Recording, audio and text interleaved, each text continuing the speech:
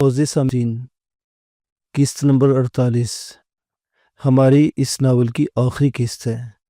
उम्मीद है कि आपको ये नावल पसंद आया होगा। आइए चलते हैं कहानी की जानिब। शाहजी को अचानक ही अली शान के होश में आने की इत्तला मिली थी। क्या हालत है इसकी? होश आ गया है? बिल्कुल ठीक है। हाँ, अल्लाह का शुक्र है। हस्पताल से जाने का कह रहा था, लेकिन डॉक्टर ने अभी तक जाने की इजाज़त नहीं दी है। मैं आपको बताने आ गया। अच्छा किया, चलो चलते हैं, बात करें। शाहजी ने कहा और जाने के लिए तैयार हो गए। इसके बाद वो अस्पताल पहुंच गए। अली शान अब बिल्कुल बेहतर हालत में था और सख्त परेशान नजर आ रहा था, और इसने इन सबको हैरानी से देखा। शाहजी करीब बैठ गए और इसका हाथ पकड़कर बोले, क्या नाम है तुम्हारा? अली शान। देखो, हम तुम्हें तफसील बताए देते हैं। वो ये था कि शहजादे के हम रात को कहीं से आ रहे थे, अपने साथियों के हमरा के। हमने देखा कि कुछ बदमाश तुम पर हमला कर रहे हैं। बस ज़रा पहुंचने में देर हो गई, इसलिए उन्होंने तुम्हें ज़ख्मी कर दिया और तुम गिर पड़े। बदमाशों को तो खैर मैंने ठीक कर लिया और तुम्हें अस्पताल ले आए। अब ये बताओ कि सूरत हाल क्या है? तुम कौन हो? कहाँ रहते हो? बदमाश कौन थे? अली शान ने अपने बाप का नाम बताया और फिर पता भी बताकर बोला, वो लोग बड़े परेशान होंगे। मैं इन बदमाशों को नहीं जानता, बस हीरा मंडी से निकला था कि उन्होंने घेर लिया और नीचे उतार कर मारा। तुम नहीं जानते? हम जानते हैं। जानू चौधरी का टोला था। हमारा नाम रबनवाज शाह है, हीरा मंडी ही में रहते हैं। तुम्हारे चचा की जगह है, जो पूछ ले सच बता देना। बता दोगे तो फ़ायदे में रहोगे, नहीं तो तुम जानो और तुम्हारा काम। मैं क्या बताऊं? शमशीरा बेगम से कोई झगड़ा चल रहा है तुम्हारा? शाहजी ने सवाल किया और अली शान चौंक पड़ा। शमशीरा बेगम को जानते हैं? अच्छी तरह जानते हैं। मेरा कोई झगड़ा तो नहीं था इनसे, लेकिन आप क्यों पूछ रहे हैं? इसलिए शहजादे के शमशीरा बेगम ही ने तुम्हारी धुलाई कराई है। शमशीरा बेगम ने? हाँ, लेकिन क्यों? अली शान ने हैरानी से सवाल किया। इसलिए पुत्र के, जब नौजवानी की हालत में इश्क होता है तो कैफियत इस तरह की होती है। तुम इसकी बेटी से इश्क करते हो ना? शाहजी ने सवाल कर अली शान ने गर्दन झुका ली। शाहजी हंसने लगे, फिर बोले, नहीं शहजादे नहीं। एहतराम वहाँ करना जहाँ एहतराम की गुंजाइश हो। हमारे वाले इसका जवाब दो, बजाय इसके कि ये सवाल तुम्हारे से तुम्हारे अब्बा जान करें। हमें ही बता दो। जी हाँ, मैं गजाला को चाहता हूँ। शमशीरा बेगम से कोई बात हुई थी इस सिलसिले में? वो कह रही थी कि अगर मैं गजाला से शादी करना चाहता हूँ तो कर सकता हूँ। शाहजी ने कहा, फिर हंस पड़े, फिर बोले, फिर तुमने क्या कहा? बस मैंने यही कहा था कि इससे कि मैं बहुत जल्द इंतज़ाम करके गजाला से शादी कर लूँगा। इंतज़ाम क्या करोगे? इसके लिए कि रहाइशगाह का बंदोबस्त और दूसरी ज़रूरियात, और इसके बाद मैं इससे निकाह कर लूँगा। बंदोबस्त कर सकते हो? बिल्कुल कर सकता हूँ। अगर मैं तुमसे कहूँ कि शमशीरा बेगम ने तुम्हें जानू चौधरी से पिटवाया है, तो क्या तुम इस बात का यकीन कर लोगे? आप कह रहे थे यकीन कर लूँगा, लेकिन उन्होंने ऐसा क्यों किया? इसलिए मेरी जान के तुम तवाइफ को नहीं जानते। भला वो अपनी आमदनी का ज़रिया कैसे छोड़ सकती है? वो तो तैयार थी, तुम्हें फ़रेब दिया था इसने। अच्छा खैर छोड़ो, चलो बताओ कि क्या गजाला के साथ वाकई ज़िंदगी गुजार सकोगे तुम? ये मेरा अज़्म है चचा तुम, ये मेरा अज़्म है चचा जान। ज़िंदा रहा तो इसी के साथ ज़िंदगी गुजारूंगा, वरना ज़िंदगी खो दूंगा। वो भी तैयार है, दिलो जान से तैयार है। तुम्हें उस पर एतमाद है? हाँ, अगर इस पर एतमाद ना होता तो ये सिलसिला ही ना होता। कितनी रकम लुटा चुके हो इस पर। गजाला तो एक पैसा भी लेना पसंद नहीं करती, लेकिन शमशीरा बेगम को मुंह भरने के लिए बहुत कुछ दे चुका हूँ। अच्छा, अब आखिरी बात और बताओ। पूछिए। अम्मा बाबा को पता चल गया तो क्या करोगे? कुछ नहीं, मैं अपनी ज़िंदगी अपने तौर पर गुजारूंगा। यकीनन जो मैं चाहूँगा इस पर खुश होंगे। सोच लो। मैंने अच्छी तरह सोचा हुआ है जनाब। आपने मुझ पर एहसान किया है। अब मुझे अस्पताल से जाने की इजाज़त दिलवा दें। पता नहीं गजाला पर क्या बीत रही होगी, और मेरे माँ बाप भी मेरी गुमशुदगी की वजह से परेशान होंगे। इन्हें यहीं बुलवा लेते हैं। चलो अब ज़रा अपना पता लिखवा दो, लेकिन सोच दो। मैंने अच्छी तरह सोच लिया है, आप पता लिख लीजिए। पता लेकर शुमाल खान को रवाना किया गया। शाहजी ये मसला है। बहुत देर तक अली शान से बातें करते रहे। लड़का इन्हें अपने इरादों में अटल मालूम हुआ था। बाद में वो वहाँ से हटाए और एक जगह बैठ गए। नूरशाह ने कहा, शाहजी ये क्या शुरू कर दिया आपने? यार नूरशाह, मज़ा नहीं आ रहा। सच्ची बात तो है कि ज़िंदगी में कभी किसी औरत से दुश्मनी नहीं की, लेकिन ये कमबख्त की बच्ची ऐसी है कि इससे दुश्मनी करने में भी मज़ा आता है। अब ऐसा करेंगे कि खामोशी से गजाला का निकाह करा देंगे इस लड़के से। इसके बाद जो शमशीरा बेगम के दिल पर गुजरेगी, इसका अंदाज़ा लगा सकते हो तुम? अंदाज़ा तो है शाहजी, लेकिन क्या ये निभाव हो सकेगा? अब ये इन दोनों की तकदीर है। ہم کیا کہہ سکتے ہیں؟ تو آپ یہ فیصلہ کر سکتے ہیں؟ نورشاہ نے کہا اور شادی نے چونک کر نورشاہ کو دیکھا۔ نورشاہ کیا کہہ رہے ہو کہ ہم کوئی ایسی بات مجھ سے نکالتے جس کا فیصلہ نہ کر لیں؟ ٹھیک ہے، اب بھلا کیا گنجائش رہ جاتی ہے؟ بہرحال علی شان کے والدین کو اطلاع مل گئی۔ وہ حیران و پریشان روتے ہوئے ہسپتال پہنچے تھے۔ شادی نے راستے میں روک لیا۔ میرا نام رب نواز شاہ ہے۔ اب بیٹا کہاں ہے؟ بالکل ٹھیک ہے، لیکن اس سے ملنے سے پہلے میں کچھ باتیں آپ سے کرنا چاہتا ہوں۔ ضروری ہے، بیٹھ جائیے، میں اسے دیکھنا چاہتا ہوں۔ ہم نے کہا نا بیٹھ جائیے، کوئی پریشانی کی بات نہیں ہے۔ اگر اس کی زندگی چاہتے ہیں آپ لوگ تو پہلے مجھ سے بات کر لیجیے۔ دونوں میاں بیوی یہ الفاظ سن کر سکتے میں رہ گئے تھے۔ شادی پرروب لہجے میں یہ بات کہی تھی۔ انہوں نے باقی لوگوں کو وہاں سے ہٹا دیا، پھر بولے، دیکھیے ویسے تو علی شان کے چوٹ لگی ہے، ڈاکٹر کو کہنا ہے کہ کوئی پریشانی کی بات نہیں، ٹھیک ہو جائے گا، لیکن ایک چوٹ ایسی لگی ہے اس کے دل پر جس کا ٹھیک ہونا ممکن نہیں۔ کیا کہنا چاہتے ہیں؟ دیکھیے یہ نوجوانی کی عمر ایسی ہوتی ہے کہ ہر طرح سے بگڑ جانے کے امکانات ہوتے ہیں، قصور والدین کا بھی ہوتا ہے۔ ہماری ذمہ داری ہے کہ جب تک ہم اپنے بچوں کو کسی منزل تک نہ پہنچا دیں، ان پر لمحہ لمحہ نگاہ رکھی جائے، ان کے طور طریقہ اندازہ لگایا جائے۔ لیکن آپ لوگ 2 کے 4 اور 4 کے 8 بنانے میں باقی سارے ماحول کو بھول جاتے ہیں۔ معاف کرنا، مجھے آپ کے گھر پر تبصرہ کرنے کا کوئی حق نہیں۔ میں آپ سے وہ کہہ رہا ہوں جو ایک سچائی اور ایک حقیقت ہے۔ آپ جو کچھ کر رہے ہیں وہ ضرور کرتے رہیے، لیکن نوجوانی کی یہ عمر بگڑ جانے کی عمر ہوتی ہے، اور اگر اس عمر میں کوئی ایسا روگ لگ جائے تو سمجھ لیجیے کہ ساری زندگی داغدار ہو جاتی ہے۔ ایک طوائف کی بیٹی سے عشق ہو گیا آپ کے بیٹے کو۔ طوائف کا نام شمشیرہ بیگم ہے اور بیٹی کا نام غزالہ۔ مزے کی بات ہے کہ لڑکی بھی تیار ہے آپ کے بیٹے کے ساتھ زندگی گزارنے کو۔ حالات زیادہ برے نہیں ہیں، یہ مارا ہے اسے شمشیرہ بیگم نے لگوائی ہے۔ وہ نہیں چاہتی کہ اس کی بیٹی کسی لڑکی کے چکر میں پڑے۔ خیر شمشیرہ بیگم کو تو ہم دیکھ لیں گے۔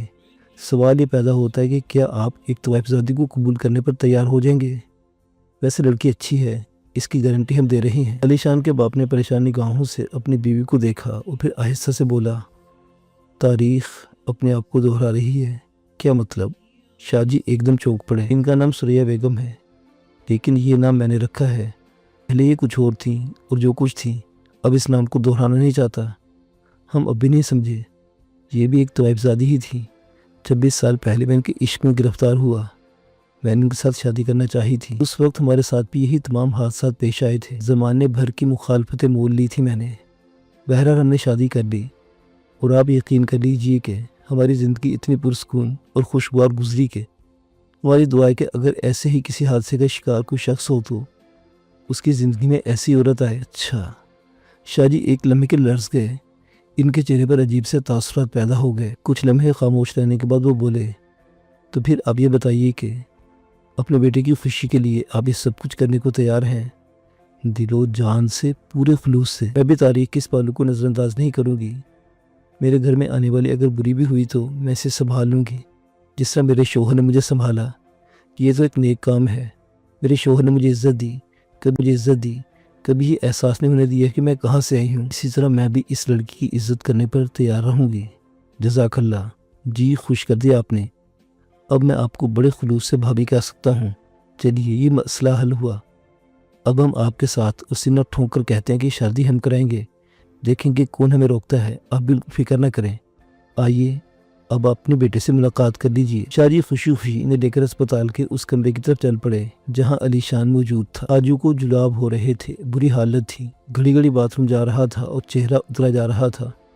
شمشیرہ بیگم ہنس ہنس کر بے حال ہوئی جا رہی تھی، کہنے لگی، اے حاجو اگر اسی سے آ جاتے رہے تو تمہیں ٹول کر دیکھنا ہوگا۔ اڑا لو مذاق شمشیرہ بیگم، اڑا لو مذاق۔ اگر تم مذاق نہ اڑاؤ گی تو پھر کون اڑائے گا؟ میں پوچھتی ہوں کیا کھا لیا ہے؟ چلے گئے ہوگے فوڈ اسٹریٹ، نہاری کے ڈونگے کھا لیے ہوں گے۔ باخدا الزام تراشی تو تمہارا مسلک ہے، دھان پان سے آدمی ہے، زندگی میں کبھی 1.5 روٹی سے زیادہ نہیں کھائی، اور تم کہہ رہے کہ نہاری کے غلام شاہ بیگم کے ساتھ ہنس رہا تھا۔ حاجی نے دانت پیس کر کہا، ہنس لو غلام شاہ ہنس لو، ہم تو صرف ایک ہی بات جانتے ہیں کہ کسی بزرگ نے ہمارے خاندان کے بزرگ کو دعا دی تھی کہ جو کوئی تمہاری نسلوں کا مذاق اڑائے گا آنے والے دور میں ان کی نسلیں زمیں بوس ہو جائیں گی۔ فی الحال تو تم زمیں بوس ہو رہے حاجو، ہم تو تشویش کا شکار ہیں۔ قسم اللہ کی 10-20 مرتبہ اور چلے گئے تو اس کے بعد اٹھا کر ہی لانا پڑے گا۔ ہم تو تمہارے لیے پریشان ہیں۔ شمشیرہ بیگم ٹھٹے لگاتی رہیں، وہ بہت خوش تھی۔ علی شان 3 دن سے نہیں آیا تھا، اور اب یہ وقت پایا تکمیل تک پہنچ گئی تھی کہ اس سے چھٹکارا مل گیا۔ اسامی تو خیر تھی، لیکن جو چکر اس نے اور غزالہ نے مل کر چلایا تھا، اس نے صحیح معنوں میں سولی پر لٹکا رکھا تھا۔ بڑی مشکل سے پیچھا چھوٹا تھا۔ دل میں سوچتی تو بعض اوقات بڑی خوبصورت ہونے لگتی۔ ان لڑکیوں نے تو ناکوں چنے چبوا دیے تھے۔ دوسرے کوٹھوں کی لڑکیاں بھی تو ہیں، خوشی سے دھندا کرتی ہیں، یہاں کی لنکا میں تو سبھی بامن گز کے نکلے۔ کوثر جہاں نے ایسا غلط سلسلہ شروع کیا کہ اس کے بعد دوسری لڑکیوں کے بھی پر نکل آئے اور سب کی سب ادھر ادھر کی سوچنے لگی۔ سب کو ہرا ہرا نظر آنے لگا۔ سب گھر بسانے کی فکر میں سرگردہ ہو گئی۔ کم وقتوں کو یہ پتہ نہیں کہ طوائفوں کے گھر کبھی نہیں بستے، بلکہ جس گھر کو بسانے کی کوشش کرتی ہیں وہ بھی اجڑ جاتا ہے۔ مگر جوانی کا جوش کون سمجھائے؟ غزالہ کی کیفیت دیکھ رہی تھی، مرجھائی ہوئی تھی۔ اندھیرا شروع ہوتا تو آنکھیں دروازے سے جا لگتی، جانتی تھی کہ کس کا انتظار کر رہی ہے، لیکن بہر تو اطمینان تھا کہ مشکل حل ہو گئی ہے، کوئی نہیں آئے گا۔ لیکن یہ بات بھول کر بھی اپنی زبان سے نہیں نکالنا چاہتی تھی۔ لڑکیاں ہیں، سرکش ہیں، بغاوت پر اتر آئیں تو سنبھالنا مشکل ہو جائے گا۔ جس طرح کوثر جہاں کے دل کو کچوکے لگا گئی تھی، ادھر غزالہ تشویش کا شکار تھی۔ شبانہ اس کے ہمراز تھی۔ آج برداشت نہ ہو سکا تو زبان کھل گئی۔ شبانہ، مجھے تو دال میں کچھ کالا لگتا ہے۔ کیسا باجی؟ شبانہ نے کہا۔ علی شان غائب ہے۔ ہاں، آ نہیں رہے کئی دن سے، ہو سکتا ہے شہر سے باہر گئے ہوں۔ مجھے بتائے بغیر، غزالہ نے حسرت بھرے لہجے میں کہا، اور شبانہ اسے ہمدردی کی نگاہوں سے دیکھنے لگی۔ پھر بولی، باجی ایک بات کہوں، برا تو نہیں مانو گی؟ نہیں، بول، کیا کہنا چاہتی ہے؟ بہت اچھا تجربہ نہیں ہمارا ان مردوں کا، یہ تماشبین بن کر آتے ہیں، محبت جتاتے ہیں، دنیا جہان کی باتیں کرتے ہیں، اس کے بعد غائب ہو جاتے ہیں۔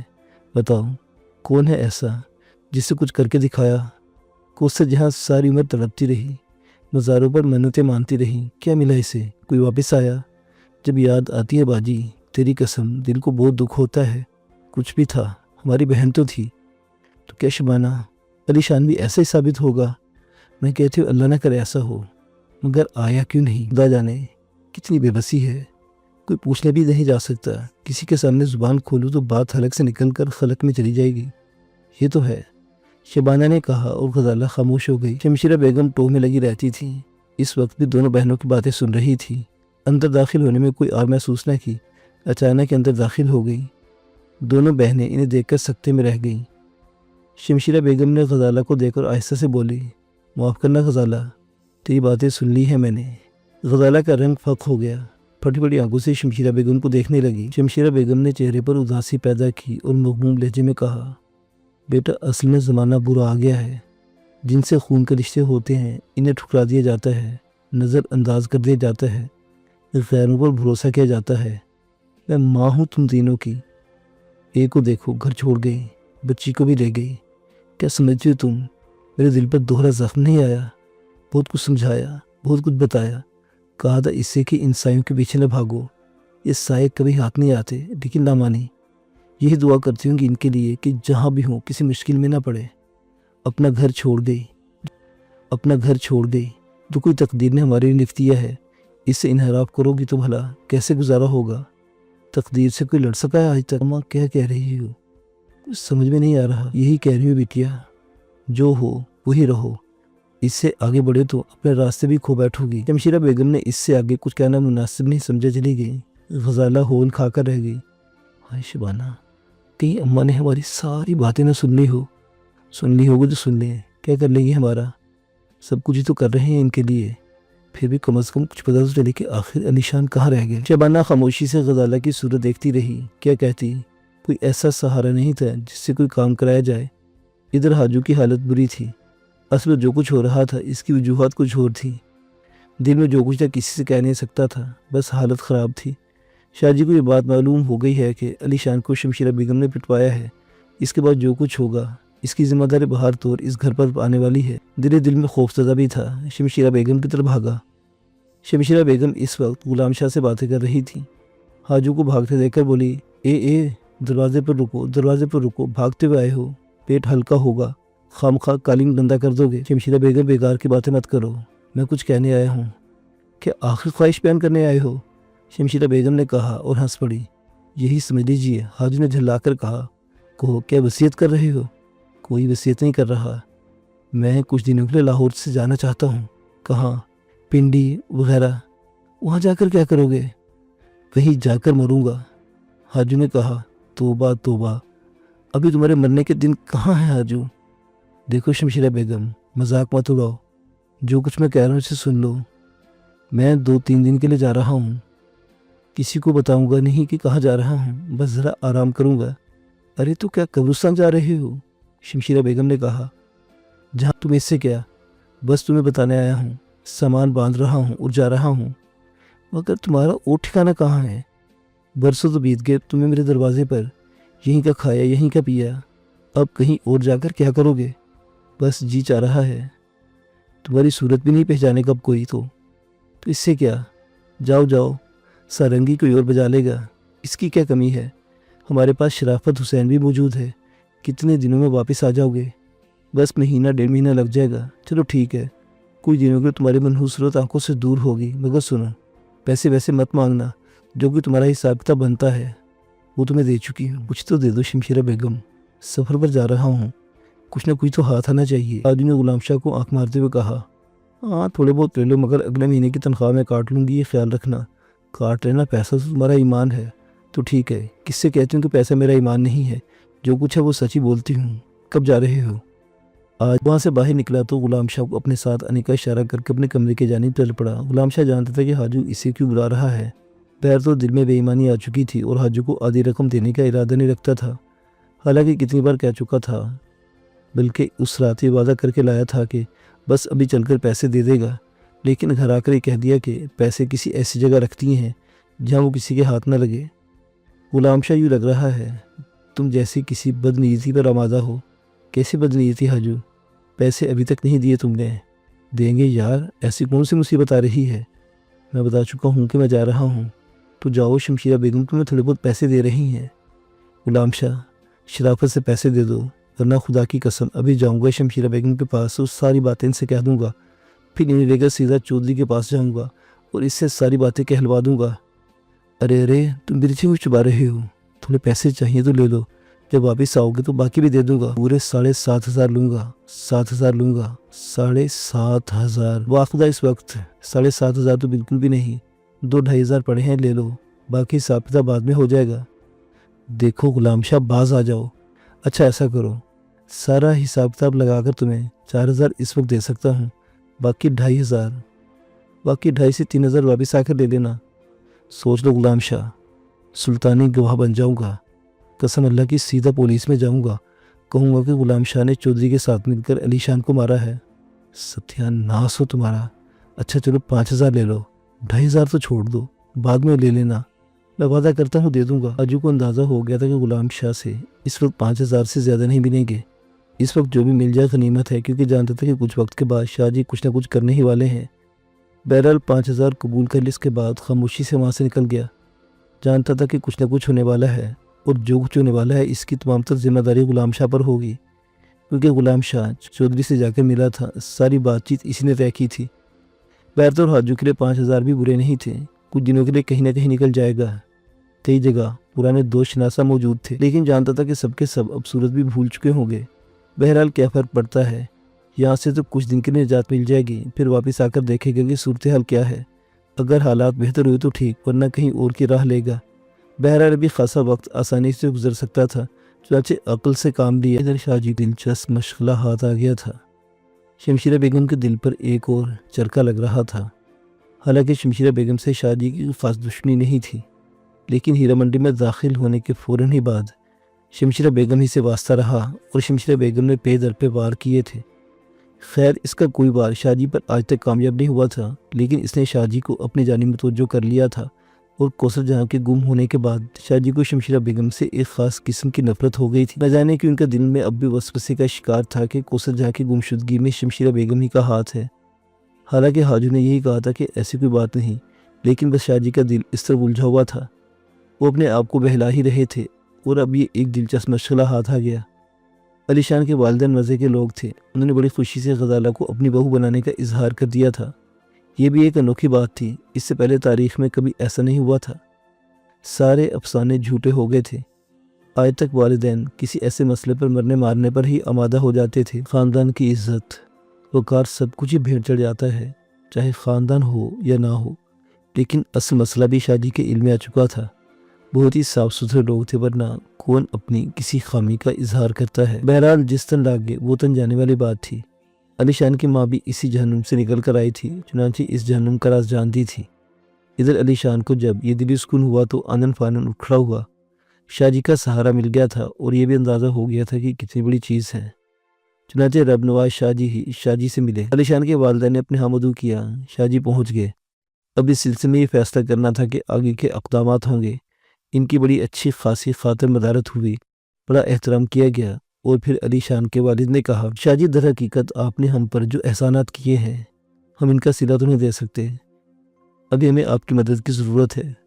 شمشیرہ بیگم کو میں بالکل نہیں جانتا، لیکن اتنا جانتا ہوں کہ جو عورت یہ کارروائی کر سکتی ہے کہ بدمعاشوں سے میرے بیٹے کی زندگی سے محروم کروانے کی کوشش کرے، باقی اور بھی کچھ کر سکتی ہے۔ اب آپ بتائیں مجھے کیا کرنا چاہیے؟ کوئی پریشانی کی بات نہیں، نکاح کا دن مقرر کر لو اور کوئی نئی کوٹھی وغیرہ لینے کی ضرورت نہیں، لڑکی تمہارے ساتھ گزارا کر لے گی۔ ہاں، یہاں لانے کے بعد تمہیں ذرا احتیاط کرنا ہوگی، لیکن اس کا بندوبست بھی ہم کر ہی دیں گے۔ اب ایسا کرتے کہ غزالہ کو پیغام بھجوا دیتے ہیں، اسے اپنے ڈیرے پر بلوا دیتے ہیں، علی شان خود چلا جائے گا شمشیرہ بیگم کے یہاں۔ شمشیرہ بیگم نے تو کام ہی کیا ہے، اس کا کام ہو گیا ہے، لیکن آنے جانے پر پابندی نہیں لگائی جائے گی، کیونکہ بات کھل کر سامنے آنی ہی آئی۔ علی شان معمول کے مطابق وہاں جا کر غزالہ سے بات کرے، دن کی روشنی میں وہ ہمارے ڈیرے پر آ جائے، باقی سارا کام ہماری ذمہ داری ہے۔ ٹھیک ہے، نکاح کہاں کرائیں گے شاہ جی؟ ایک چھوٹا سا گھر ہے ہمارے پاس، ہیرا منڈی سے لگ، ہمارے ساتھ چلو، ہم دکھا دیتے ہیں، سارے انتظامات وہیں کر دیں گے۔ علی شان کو بھرپور سہارا ملا تھا۔ ادھر شمشیرہ بیگم کچھ زیادہ ہی خوش نظر آتی تھی۔ علی شان کا کانٹا دل سے نکل گیا تھا، پتہ نہیں کس فطرت کی مالک تھی۔ ان کی زندگی میں جوڑ توڑ کے سوا کچھ تھا ہی نہیں۔ اگر گہری نگاہوں سے دیکھا جائے تو وہ بھی قابل رحم ہستی تھی۔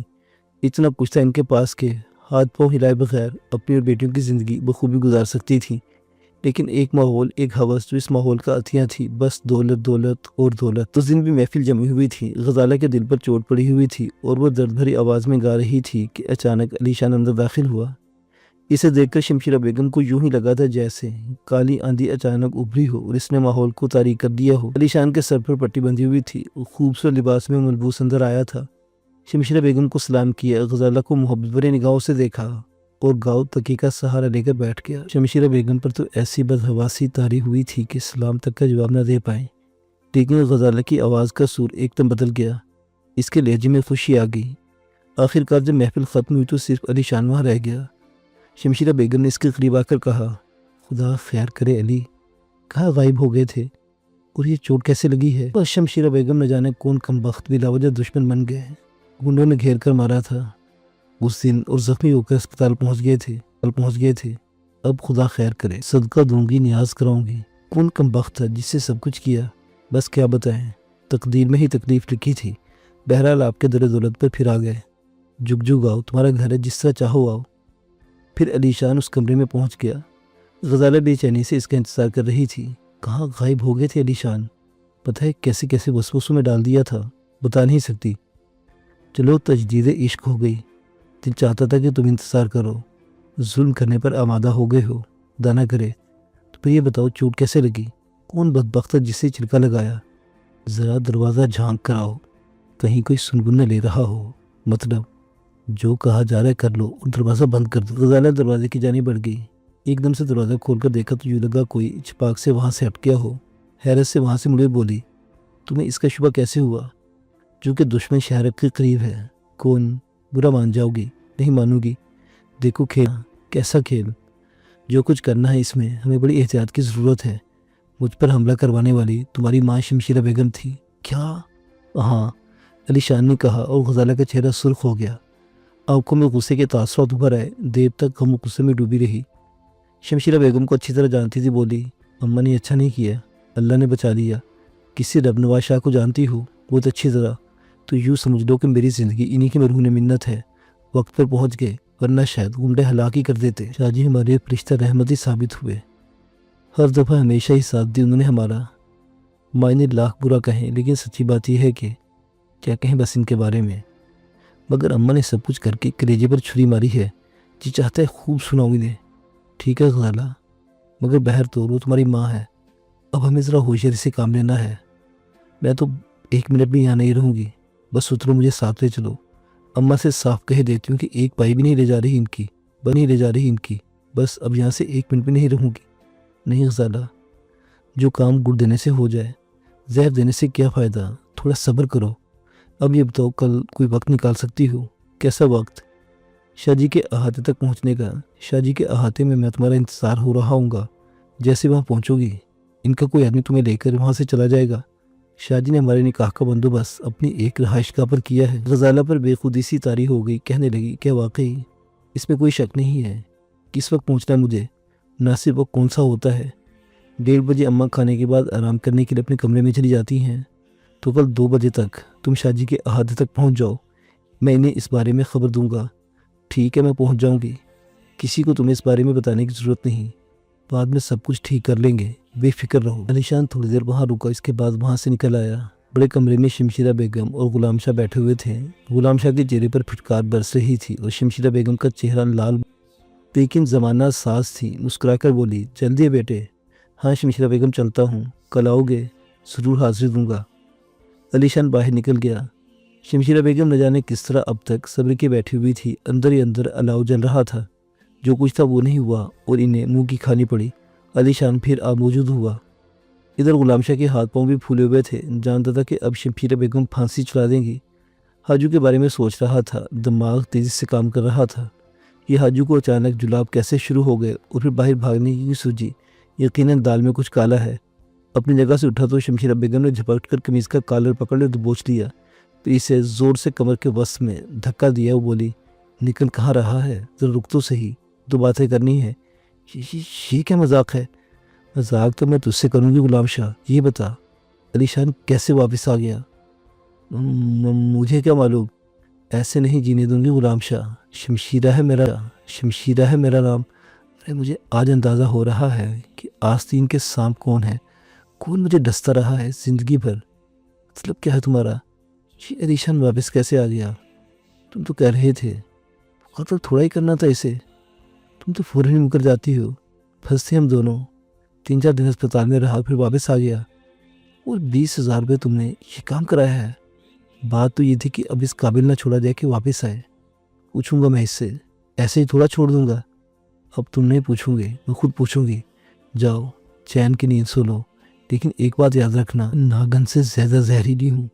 डसने पर आऊँगी तो पानी नहीं मांगोगे। गुलाम शाह की हालत ख़राब थी। बहरहाल भाग जाने में आपे समझी। मौका मिलते ही दरवाज़ा खोला और जब नवाज शरीफ पूरा ना हो, इनके साथ ही इनका भरपूर साथ दे रहे थे। गजाला मंसूबे के मुताबिक बाहर निकलो। शाहजी के डेरे पर पहुँच के यहाँ से इस इमारत में पहुँचा दिया गया जहाँ कभी इकराम का ठिकाना था। उस वक्त अर्शिया वहाँ मौजूद थी। शाहजी भी वहीं मौजूद थे और उन्होंने अर्शिया को थोड़ी सी सूरत हाल बता दी थी। अर्शिया ने जिस जिम्मेदारी के साथ तमाम इंतजाम किए थे वो काबिल दीद थे। निकाह के इंतजाम हो गए थे और थोड़ी देर के बाद अलीशान अपने वालिदैन के साथ वहाँ पहुँच गया। निकाह किया गया और अलीशान और इसके वालिदैन ये देखकर हैरान रह गए कि शाहजी ने लाखों रुपए का सामान आनन फानन इकट्ठा करके इनके हवाले किया। अरे ये क्या, बेटी ब्याह रहे हैं? अब इस कदर तो नाक है हमारे पास के बेटी को इज्जत से रवाना करें। आप क्या हैं शाहजी? ये अल्लाह ही बेहतर जानता है, अलीशान के वालिद ने कहा। बाद में थोड़ी सी तकलीफ दे इत्तलात शाहजी को मिली थी और वो तकलीफ दे इत्तलात ये थी कि शमशीरा बेगम ने शदीद जज्बात के आलम में कहीं से जहर हासिल करके पी लिया था। जोश जज्बात में ये कदम तो उठा बैठी थी, लेकिन इस तरह ज़िंदगी खोने का बायस बन गया और शमशीरा बेगम दुनिया से कूच कर गई। शबाना नीम पागल सी हो गई, लेकिन अलीशान इसे अपने साथ ही ले गया। इधर ये सूरत चल रही थी, उधर बाकी सारे मामलात। शमसुद्दीन ने बेटे को देखा तो इस तरह दीवाना हुआ कि अस्पताल ही का होकर रह गया। और फिर जब पहली बार इसी इकराम ने देखकर हैरत से आंखें फाड़ते हुए कहा, आप कौन हैं? आप तो बिल्कुल मेरे हमशक्ल हैं।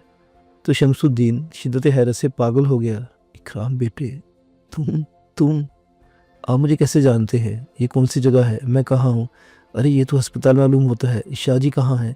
रेल का हादसा हुआ था ना। शमसुद्दीन खुशी से दीवाना हो गया। और फिर कौन था वहाँ जमाना हो गया हो। सारे के सारे आ गए और खुशी से पागल हुए जा रहे थे। गियासुद्दीन ने बेटी को हीरा मंडी भेज दिया था। बाद में इसका कुछ पता नहीं चला था, लेकिन ये बात जानते थे कि एक गैरतमंद शख्स के पास भेजा है। गलत बात हो ही नहीं सकती। रब नवाज शाह को अच्छी तरह पहचाना जा चुका था। इकराम ने फ़ौरन कहा, मैं शाहजी के पास जाना चाहता हूँ। हाँ बेटे, क्यों नहीं। फिर जब गिरोह का गिरोह हीरा मंडी में रब नवाज के डेरे पर पहुंचा तो शाम झुक रही थी। जुमेरात का दिन था। اور یہاں پتہ چلا کہ شاہ جی داتا دربار گئے ہوئے ہیں۔ شمس الدین نے کہا جب سے آیا ہوں دل کو لگے ہوئے کم از کم دربار پر جا کر سلام کراؤں، ابھی تک موقع نہیں ملا۔ آج اللہ تعالیٰ نے میرے بیٹے کو صحت عطا فرمائی ہے تو وہ جا کر سلام کرنا چاہتا ہوں، آئیے شاہ جی سے بھی وہی ملاقات کریں گے۔ تمام لوگ خوش دلی سے تیار ہو گئے۔ پتہ نہیں کس کس کے لیے دعا مانگی تھی، پتہ نہیں مشیت عز تھی کن حوالوں سے بچھڑے کو یکجا کرنا چاہتی تھی۔ کوثر جہاں جو ایک اچھی زندگی بسر کر رہی تھی اور اس کے سرپرستوں نے اسے نئی زندگی سے روشناس کرایا تھا، اپنی مصروفیات میں آزاد تھی۔ جب دل چاہے جہاں چاہے چلا جائے، جب دل چاہے جو کچھ کر لے۔ اس دن جمعرات تھی، ایسی امنگ اٹھی کہ دربار جائے فاتح خوانی کرے۔ چنانچہ تسلیم کو لے کر دربار پہنچ گئی اور وہی آنسو بھری فریاد آنکھوں سے جاری ہو گئی۔ ہونٹ پر سے بڑبڑاہٹ نکلی، بولا ملا دے، بس ایک بار ملا دے، بس ایک ہی بار دکھا دے، تو بہت بڑا ہے، تیری دعا ہو جائے تو کیا نہ ہو جائے، میری اتنی سی آرزو پوری نہیں ہو سکتی۔ یہ کہہ کر نگاہیں اٹھائی تو کچھ اور ہی منظر دیکھا، آنکھوں کو یقین نہ آیا، ایک خواب ایک دھوکہ۔ ہاں وہ دونوں ہم شکل تھے، ان میں ایک اکرام تھا اور دوسرا اس کی آرزو۔ آہ کیا یہ وہی ہے، کیا یہ وہی ہے، کیا میں خواب دیکھ رہی ہوں؟ اپنی جگہ سے اٹھی تو چکر سا آیا، 2 قدم آگے بڑھی اور اس کے حلق سے ایک تیز چیخ نکلی۔ اکرام نے سنی یا نہ سنی ہو، لیکن قریب موجود رب نواز شاہ نے ضرور سن لی تھی۔ کوثر جہاں کو تیورا کر گرنے ہوئے دیکھا تو برق رفتاری سے آگے بڑھے اور اسے شانوں سے سنبھالا۔ کوثر جہاں خشک ہونٹوں پر زبان پھیر رہی تھی، اس کی انگلی ایک سمت اٹھی ہوئی تھی، اس کے حلق سے آواز نکلنے کی کوشش کر رہی تھی۔ شاہ جی کے منہ سے حیرانی سے نکلا کوثر جہاں کے منہ سے بمشکل تمام نکلا، شاہ جی، اکرام۔ تب رب نواز شاہ نے گردن گھما کر دیکھا، ان کی کیفیت بھی کوثر جہاں سے مختلف نہ ہوئی۔ غیاث الدین، نظام الدین، نادر شاہ، جواد حسین، سارے کے سارے یہاں جمع ہو گئے، اور اس کے بعد جو رقت آمیز مناظر دیکھنے میں آئے وہ اپنی مثال آپ تھے۔ لوگوں کے ٹھٹ جمع ہو گئے۔ شاہ جی نے خود ہی اپنے آپ کو سنبھالا، ان کے آدمیوں نے مجمع ہٹایا اور اس کے بعد یہ گاڑیاں بھر کر چل پڑی۔ کوثر جہاں بھی ساتھ تھی، تسنیم، اکرام، شمس الدین، تمام لوگ موجود تھے۔ رات اتنی خوشیاں لے کر آئی تھی کہ سمیٹتے نہ سمیٹی جا سکے۔ شاہ جی نے اپنے کوٹھی پر لے گئے، عرش باب سے ملی اور اس کے بعد سب سے پہلے اللہ نواز شاہ کو اطلاع کی جو لاہور ہی میں موجود تھے۔ خوشیوں کا یہ گھر اتنی خوشیوں کو گہوارہ بنا کہ سمیٹنے والے خوشیاں نہیں سمیٹ پا رہے تھے۔ اکرام، شمس الدین، کوثر جہاں، غرض کون نہیں تھا یہاں۔ کوثر جہاں کا نکاح بھی اسی مبارک عمارت میں شمس الدین سے کرایا گیا۔ رب نواز شاہ نے باپ کے قدموں میں گر کر ان سے معافی مانگی اور اس طرح خوشیوں کی یہ بارات کافی دن تک اکٹھی رہی۔ اس کے بعد زندگی اپنے معمول کی جانب چل پڑی۔ شبانہ دونوں بہنوں کے پاس تھی اور ماضی کے نقوش مٹانے کی کوشش کی جا رہی تھی۔ رب نواز باپ کے قدموں تلے لگے بیٹھا رہا کرتے تھے۔ عرشیہ کی خوشیوں کو کوئی ٹھکانہ نہیں تھا۔ ادھر شمانہ بھی اکرام کو مبارکباد دینے آئی تھی اور اکرام نے اسے پہلی بار غور سے دیکھ کر کہا تھا، تم تو عجیب ہو شمانہ، میں نے تو تمہیں کبھی اتنی گہری نگاہوں سے دیکھا ہی نہیں۔ شمانہ مسکرا کر خاموش ہو گئی، لیکن تھوڑے ہی فاصلے پر موجود جواد حسین اور فاخرہ بیگم سے کہا، سنا آپ نے، یہ نئی نسل ہم سے بہت آگے کی چیز ہے، آؤ واپس چلے۔ فاخرہ بیگم مسکرا کر جواد حسین کے ساتھ واپس چل پڑی تھی۔ ختم شد۔